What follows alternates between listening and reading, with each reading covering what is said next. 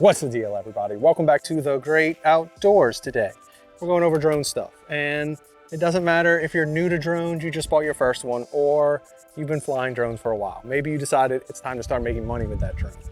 So the easiest way to do that, probably real estate industry. You want to learn how to take photos for agents and brokers to start making money? I'll show you how I do it.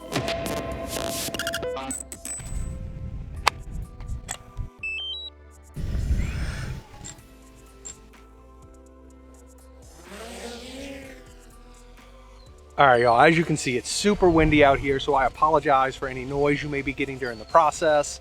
I'm actually gonna do this in two ways. I'm gonna start out here in the field and show you my exact process with a little bit of screen capture from my phone and the footage you'll see on this.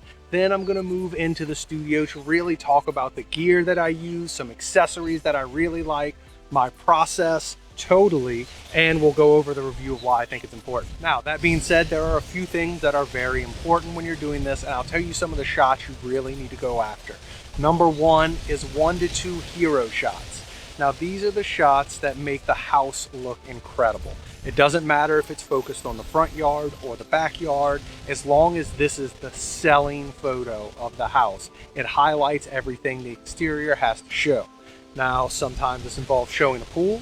Sometimes this involves just being the front exteriors. Sometimes it's just the rear exterior, or sometimes it's super high up showing how close it is to everything, whether that be downtown or next to a body of water like a lake, pond, or ocean. Whoever's living there, if it's by the ocean. So here we go. We're gonna jump into some screen capture footage so you can see exactly what I'm doing. What I like to do, number one, is get a hero shot. So for this property, we're gonna go nice and high.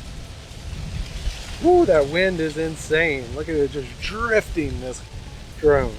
So as you can see, this is my actual property. If you've seen it before, you know. And here we go. Switch this on over to photo mode since that's what we're talking about. And you can see all of my settings right down there in the bottom. I like to use the JPEG and RAW photo option. Today, it is a bright sunny day with a little bit of cloud in the sky, so I'll be using the 16 ND stop filter. I'll get more into the ND filters later on in the studio when you can hear me better. So I'm actually going to be saying very little right now. I'll concentrate on the job at hand, saying little things, and then we'll review all of these back in the studio together. All right, y'all, here we are back in the studio. Hopefully you can hear me better without all that insane wind noise. This is actually microphone 3 for this tutorial, so I'll try and make them sound as good as possible, removing as much of that wind noise as possible, but I know there's still some in there. You may notice while this is scrolling over to the side of me that my truck is right there in the middle of the yard, and that's for a specific reason. If you're not photographing a space that's in the middle of the city where you can easily park your truck on the side of the road and it makes sense to be there, I tend to park my truck either directly under a tree so you can't see it from the skyline, but what I actually prefer to that is the middle of a field, because this allows you to easily use Lightroom and clone stamp out the vehicle with one stop. Don't have to go to Photoshop. Very easy process. It's the easiest place to park. You want to make sure it's in a nice area of grassy nothingness, so it's very, very easy to remove and post.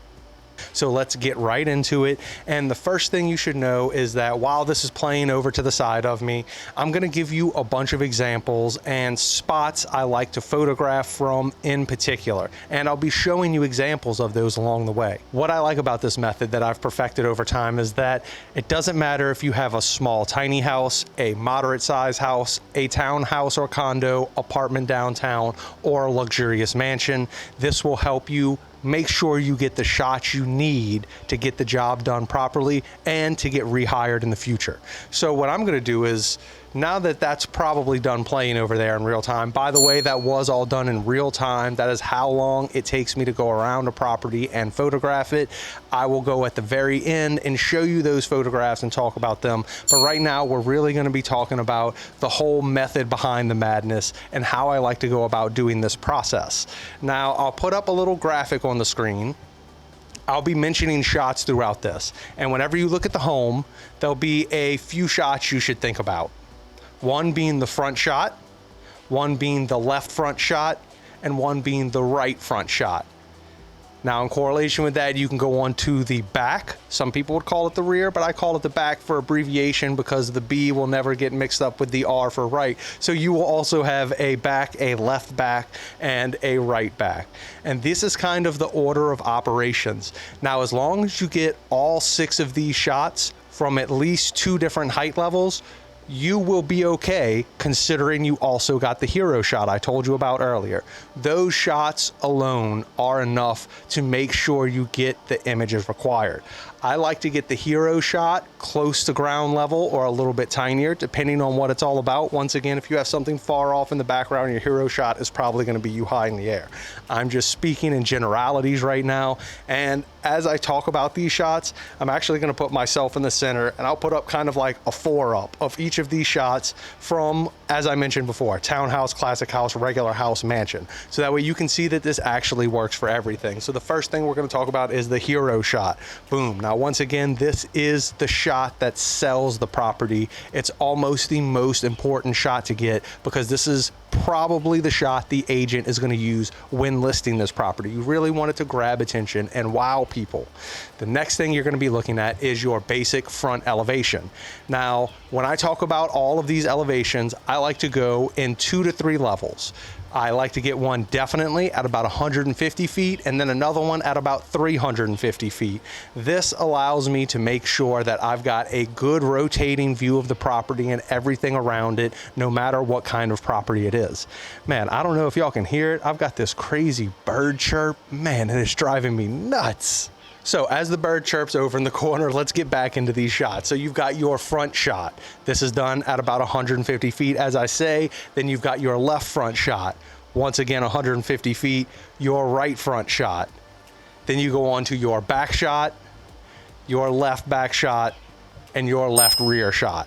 Now, if you get all 6 of those, 150 feet AGL, then move on to your 350 feet AGL shot, and once again going to the front, the left front, the right front, the back, the left back, and the right back.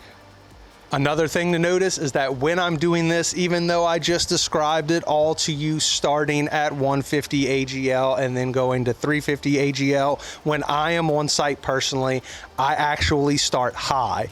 I start as high as possible, go all the way around the property, and I bet you notice that whenever you watch the video scrolling over to the side me of my process on site. I start high and work my way down, and that just makes it easier for me. I can stand in one area, watch the drone circle as I take photos of the highest levels, go a level down, take those photos as well, and then when you're down for the low shots, like the hero shots of the front and backyard, you can walk back and forth to see where your drone is during that process. That way you're not spending the whole time walking back and forth a whole bunch of times. Try and be smart about what you're doing and the order of operations that you do things.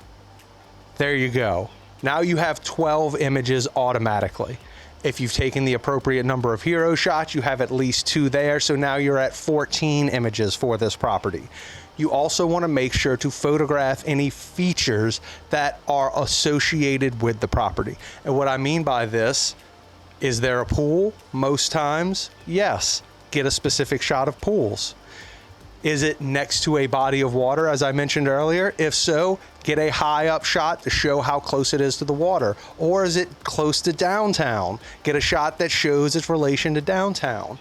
These are all shots that you need to get, or shots that your realtor would really appreciate if you get. Now, the very last set of shots I'm going to recommend you get are the straight down shots. These are top down, right above the property, looking straight down at it. You can get one close to the roof. It shows the actual wear and tear on the roof, or the actual longevity left in this roof. I'm pretty sure that's how you say that. Yeah, I'm pretty sure that's right. Who knows? Tell me if I'm wrong. Either way, get one at about 150 AGL, and just like before, 350 AGL. So now all in, you're probably roughly 20 images, and that, in my opinion, is a great number of images to deliver to an agent. Now, if you've been following my videos and you've seen them before, or if not, I will post them down below or over on the side. I've shown you before how to make a marker that shows where your property is in relation to everything up for those super high up shots that are 350 AGL and above.